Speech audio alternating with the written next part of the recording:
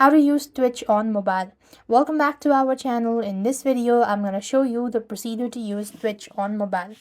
So here's what you need is open up your respective app store, type in Twitch on the search bar and install the app. Once you're done installing the app, you then need to go ahead and click on the open button. If you already have an account, you could log into an existing one, or you could go ahead and create account as well. So here, if you don't have an account, you click on the sign up button. You'll have provided with options like continue with Google, continue with Amazon, all that stuff.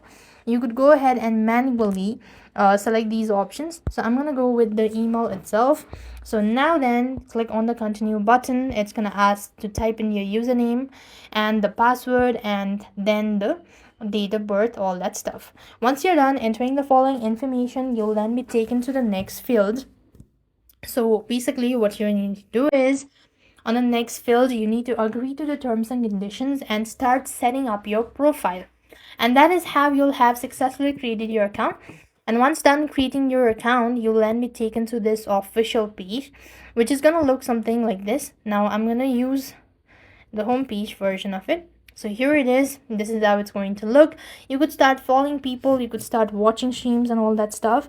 So with that, we've come to an end. Thank you for watching. See you in our next video.